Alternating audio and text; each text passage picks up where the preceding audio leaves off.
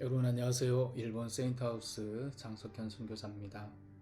오늘은 크리스찬 베이지 15번째 시간 인도하심과 하나님의 음성이라고 하는 테마로 함께 말씀을 나누는 시간을 갖습니다. 오늘 말씀은 역대상 10장 13절로 14절의 말씀을 먼저 하나 읽고 시작하겠습니다. 사울의 죽은 것은 여호와께 범죄하였음이니라. 저가 여호와의 말씀을 지키지 아니하고 또 신접한 자에게 가르치기를 청하고 여호와께 묻지 아니하였으므로 여호와께서 저를 죽이시고 그 나라를 이새의 아들 다윗에게 돌리셨더라. 오늘 본문의 말씀에 여호와께 묻지 아니하였으므로 라고 하는 말씀이 나옵니다. 사울의 죽은 이유에 대한 말씀을 이렇게 말씀하고 있는데, 다시 말하면 하나님과 교제하지 않았다. 그분의 음성, 그분의 인도하심에 귀 기울이지 않았다라고 하는 것이 사울이 죽은 가장 큰 이유라고 하는 것이죠. 신앙의 선조들은 어떤 인도하심과 또 하나님의 음성 속에 살았을까요? 오늘 그런 부분들을 한번 생각해보는 시간들이 됐으면 좋겠습니다. 20여 년 전에 개인적인 경험을 좀 나누려고 합니다. 오랜만에 한국에 가게 됐고요. 친구 집에 머무르게 됐습니다. 신학교 동기의 집이었고 또 그의 아내 역시 같은 학교의 동기였기 때문에 밤늦게까지 식탁 앞에서 많은 대화를 나누고 또 늦게 잠자리에 들었습니다. 잠자리를 준비해 준 친구가 몇 시간 제가 자지 못하고 나가야 한다니까 탁상용 알람 시계를 머리맡에 하나 놔주고 새벽 예배 시간에 맞춰 놓고 나갔습니다. 피곤함에 깊이 잠이 들었고요. 얼마나 지났을까 꿈인지 생시인지 잘 구분이 가진 않지만 너무도 선명한 하나님의 음성이 들려왔습니다. 아주 낮고 또 거룩한 하나님의 음성이었어요. 할렐루야, 할렐루야, 여호와는 나의 목자시니 내게 부족함이 없으리로다. 깊은 어둠 속에서 들려오는 음성이 꿈속이었는지 맨정신이었는지 모르는 상태에서 시편 23편의 말씀이 들려왔습니다. 아직 잠은 덜 깬 상태였지만 온몸에 소름이 돋더라고요. 어떻게 이렇게 명료하게 주의 음성이 나의 몸 밖에서 들려올 수 있을까? 나의 영적 상태가 너무나 좋아졌나? 이젠 이렇게 선명한 음성을 듣는 거 보니까 나도 많이 성장했나 보다, 이런 생각을 했던 것 같아요. 그런 생각을 하는 순간 정신이 맑아졌습니다. 그리고 그 음성의 정체를 깨닫게 됐죠. 그건 몇 시간 전에 친구가 방을 나가면서 새벽 예배 시간에 맞춰 놓은 사람을 흉내낸 기계음이었고요. 알람 소리였습니다. 사랑하는 여러분, 하나님의 음성이라는 게 이런 것일까요? 이렇게 어느 날 갑자기 산신령처럼 나타나서 우리에게 주시는 특별한 계시로 나타나는 것일까요? 물론 개인적으로요, 하나님의 음성을 들었던 경험을 간증하려면 많은 경우의 수가 있습니다. 어느 날 느닷없이 듣게 된 그 알람 소리와는 다른 명확한 인도하심의 음성이었음을 부정할 수 없습니다. 요즘 많은 책들과 간증들이 우리의 영적 삶을 헷갈리게 합니다. 하나님의 음성이라는 특별한 개인적 계시 활동을 권면하는 말씀들이 많기 때문에 그렇습니다. 우리가 잘 아는 송명희 씨도 그 책에서 이런 얘기를 하죠. 주의 음성을 들어 귀찮고 시달린다는 느낌마저 들 정도였으나 불안하거나 공포감은 없었다. 하루는 주님이 내 옷깃을 잡고 흔들며 속삭이셨다. 얘야, 내 말 좀 들어봐. 이야기 좀 하자. 이런 내용들이 표현되어 있습니다. 잘 알려진 예언사역자이죠. 신디 제이콥스의 간증을 보면요, 이런 내용이 나와 있습니다. 중보 집회 도중 주님이 내 마음속에 말씀하기 시작했다. 나는 그때 9살이었고 좀 더 하나님의 음성을 잘 들을 수 있었다. 신디, 나는 오늘 밤 너를 이 나라의 여선지자로 세운다. 잠시 후 기도를 인도하던 인도자가 나를 위해 기도해 주었는데 그때 나는 하나님의 능력에 완전히 압도되었다. 이런 표현도 등장합니다. 여러분은 이런 하나님의 음성 듣기의 대유행에 대해서 어떻게 생각하십니까? 결론부터 말씀드리자면 존재를 부정할 수 없고 비성경적이지도 않지만 좀 조심할 영역이 있다고 말씀드리고 싶습니다. 흔히 이런 신앙은요, 직통 계시를 성경보다 중요하게 생각한다는 그런 우려가 있습니다. 또 주관적입니다. 왜곡된 신앙을 만들기 쉽다는 것이죠. 그리고 소위 하나님의 음성을 듣는 사람들에 대한 영적 우월감을 부여하게 돼서 신앙을 병들게 하고 이단성을 가지게 하는 출발점이 될 우려가 있습니다.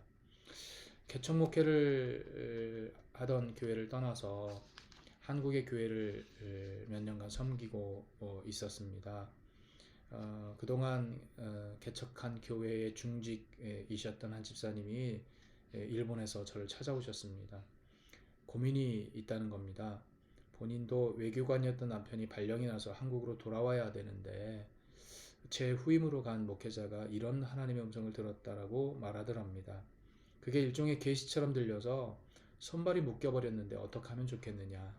그분의 말씀인즉 한국으로 돌아가면 5가지의 재앙이 기다리고 있으니 한국으로 돌아갈 계획을 멈추라고 했다는 겁니다. 여러분이라면 어떻게 생각하시겠습니까? 여러분 두렵지 않았을까요? 그 이야기를 듣고 저는 이렇게 대답했습니다. 그 5가지 재앙이란 게 도대체 뭐랍니까? 잘 모르겠어요. 재앙이란 그저 계단에서 넘어지는 정도는 아닐 거라는 생각에 잠을 이룰 수가 없습니다. 그 집사님의 대답이었어요. 집사님은 실제로 마음의 두려움을 가지고 계셨어요. 도대체 그 목사님은 무슨 음성을 듣고 어떤 환상을 본 걸까요? 이럴 때 저는 무슨 말을 해줘야 되죠? 지혜를 구하다가 저는 이런 말씀으로 위로를 해주고 보냈습니다. 그분이 어떤 개인적인 계시를 받았던 환상을 보았던 지금의 제 말을 잘 기억하세요. 물론 우리 앞엔 늘 재앙이 있습니다. 5가지가 아니고요. 수백, 수천 가지의 재앙에 둘러싸여 살아가는 것이 우리들 사람입니다. 한국에 와서 재앙이 있는 게 아니라 우리가 일본에 있을 때도 있었고 미국에 있을 때도 있었고 우리를 둘러싸고 우리를 넘어뜨리려고 우리를 기다리는 재앙들이 있습니다. 그런데 다행인 것은 그 수없이 많은 재앙 속에서도 우리는 하나님의 은혜로 임하는 재앙들을 징검다리처럼 건너는 은혜의 시간을 살고 있는 겁니다. 내가 병들지 않은 것도 그렇고 내가 사고 가운데 있지 않은 것도 그렇고 그 은혜에 감사하면서 좀 더 주 앞에 충성스럽게 살면 그만인 것이죠. 재앙은 늘 있지만 은혜가 더 클 겁니다. 이렇게 말씀을 드렸어요. 저는 그 목회자가 교회의 중직이신 이분이 한국으로 귀국하지 못하도록 헛소리를 했다고 생각하지는 않습니다. 뭔가 개인적인 경험과 음성을 들었을 수도 있습니다. 그런데 한 가지 검증하지 못한 것이 있죠. 그것은 내가 지금 듣고 있는 이 음성이 말씀이신 성경과 부합하는가. 그리고 정말 내가 곤란한 그런 환상과 음성을 경험했다면 목회적으로 이것을 어떻게 이야기하고 풀어가는 것이 맞는가 지혜의 검증이 필요했다는 것입니다. 이 과정을 거치지 않으면 우리는 무당과 다를 것이 아무것도 없는 겁니다. 그래서 하나님의 음성의 문제를 다루면서 저는 우리에게 주시는 완전한 계시, 성경의 말씀을 통해 늘 그것이 새롭게 검증되어야 되고 그것이 실현되는 것이 교회 현장이라는 것이라는 것을 잊지 않고 잘 살펴야 한다고 말하고 싶습니다. 그리고 음성이라는 단어보다는 인도하심이라는 표현으로 바꾸어 쓸 수 있기를 바랍니다. 저 역시 개인적으로는 위급한 순간에 아주 강력한 빛과 또 파괴력 있는 창처럼 마음을 파고드는 음성들을 듣기도 합니다. 그러나 그것이 진정한 하나님의 음성인지를 검증하는 과정을 반드시 거치고 그것이 악한 것들의 음성이 아님이 확인될 때 비로소 움직일 때가 더 많다는 것이죠. 그리고 그보다 더 많이 신뢰하는 것은 두말할 필요 없이 성경에 계시된 말씀입니다. 물론 성경을 읽거나 혹은 삶 속에서 친구처럼 내면에 들려주시는 아주 사사로운 음성들은 그저 행복하게 받고 주님과의 거룩한 교제의 수단으로 삼습니다. 비가 억수같이 쏟아지던 날 30분을 넘게 택시를 기다려도 오지 않았어요. 하나님 택시 좀요. 그런데 그렇게 긴 시간 오지 않았던 택시가 골목을 돌아 나타나면 할렐루야 감사하죠. 물론 우연일 수도 있어요. 그러나 그 기도를 통해서 저는 하나님과 교제하는 것입니다. 햇살이 좋은 날 정원에 누워서 사사로운 질문을 드리죠. 하나님 저 푸르고 아름다운 하늘과 이 다사로운 빛을 만드실 때 쓰신 재료가 뭔가요? 이런 질문을 드리기도 해요. 하나님께서 말씀하시죠. 재료의 무슨 과학적 이름을 말씀해 주시지는 않지만 너를 위해 동원한 세상의 모든 창조물의 협력이다. 아, 그래요? 감사해요. 이런 시간을 제가 창세기를 통해 또다시 검증해야 될 이유는 없습니다. 사무엘상 23장 2절을 보면 블레셋 사람이 그 일날을 쳐서 곡식을 약탈하겠다는 소식을 듣게 됩니다. 그러자 다윗이 하나님께 이렇게 묻죠. 하나님, 내가 가서 블레셋 사람을 칠까요? 그러자 하나님께서 답하십니다. 좋다. 가서 그 일날을 구하라. 사무엘상 30장 8절에도 다윗이 시글락으로 돌아왔을 때 다윗의 두 아내이죠. 아히노암과 아비가일이 아말렉 사람들에게 포로로 잡히게 된 사건이 기록되어 있습니다. 가족이 끌려갔다는 분노가 치미는 사건 앞에서도 다윗은 하나님께 질문합니다. 먼저 질문하죠. 하나님, 내가 저 침략자들을 따라가서 잡을까요? 사실 물어보는 한 질문에도 다윗은 이 순간을 하나님께 의탁합니다. 그리고 하나님 그에게 명확한 길과 방법을 제시하고 계십니다. 성경의 많은 인물들은 이런 인도하심에 대하여 우리에게 알려주고 있습니다. 성경에 기록된 것뿐 아니라 반드시 우리의 신앙에도 이런 인도하심의 과정이 필요하지 않을까 생각합니다.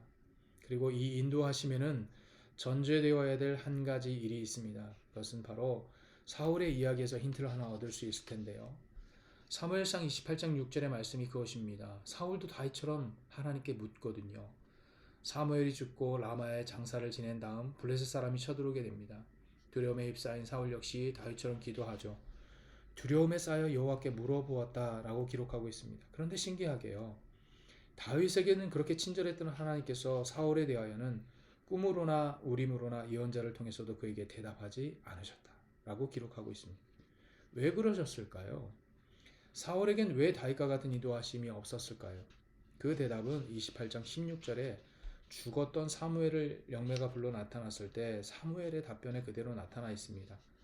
그 사무엘의 답은 이것입니다. 여호와께서 너를 떠나 대적이 되셨기 때문이다. 사실 사울은 마음의 중심으로부터 하나님과 동행한 삶이 아니었습니다. 자기의 필요에 따라 떼었다 붙였다 하는 그런 믿음이었죠. 28절의 시작은 모든 점장이와 영매들을 죽이는 것부터 시작합니다. 그리고는 다시 다급해지자 그 영매를 찾아가 사울의 영을 불러달라고 요청하는 모습을 보면서 그가 얼마나 자기 중심의 사람인지를 한눈에 알게 되는 것입니다. 그러니 여호와께 물어보았다는 것도 사실 인도하심을 구하는 과정이 아니라 자기가 어떤 처지인지 이 전쟁의 결과가 어떻게 될 것인지 궁금했었다는 것뿐이었죠. 결국 인도하심이란 하나님과의 동행에서 시작되는 것입니다. 그 마음의 중심에 하나님과의 합일점이 있을 때 이루어지는 것이라는 것이죠. 삶과 믿음이 분리되어 있다가 어느 날 갑자기 찾아와서 이건 어떻게 해야 하나요? 한다고 해서 갑작스럽게 만들어지는 인도하심의 과정이 아니라는 것이죠. 우리는 늘 불안 속에서 하나님의 뜻을 구합니다. 그리고 음성 듣기를 갈망합니다. 그러나 이 인도하심은 어느 날 갑자기 만들어지는 것이 아니라 삶의 순간순간 그분과의 동행을 통해 만들어지는 것이라는 것을 잊지 않으셨으면 합니다. 여러분, 몇 년 동안 집을 나가 연락도 없이 떠돌던 아들이 돌아와 어느 날 갑자기 아버지에게 이거 어떻게 해야 돼? 라고 물으면 아버지는 뭐라고 대답하실까요? 한번 생각해 보시겠어요? 우리의 신앙은 인도하심에서 시작해서 인도하심으로 끝납니다. 이 인도하심은 날마다의 기도 생활, 날마다의 묵상, 날마다의 성경 읽기에서 시작됩니다. 그렇게 깊이 하나님과 교제하고 있을 때만이 가장 명확한 음성과 인도하심을 얻을 수 있습니다. 그래도 어떤 분들이 종종 질문을 하더라고요. 그 내면의 소리가 하나님의 음성인지 자기 생각인지 어떻게 구분하나요? 저는 이렇게 대답하고 싶습니다. 신학적으로 우리의 마음은 하나님의 집 레바브입니다. 여러분이 만약 하나님께서 우리에게 주신 가장 명확한 계시의 말씀인 하나님의 말씀에 늘 충만하고 그분과의 깊은 교제에 충실해 있다면 여러분의 내면의 음성 또한 하나님의 음성으로 확신해도 좋을 것입니다. 왜냐하면 그것이 여러분의 선택이라도 여러분 하나님이 늘 여러분의 선택 가운데 함께 하실 것이라고 믿기 때문입니다. 우리는 그분의 자녀이기에 그분의 음성을 들을 수 있는 충분한 자격이 있습니다. 그분의 언어를 이해할 충분의 수단을 가지고 있을 것을 확신해도 좋습니다.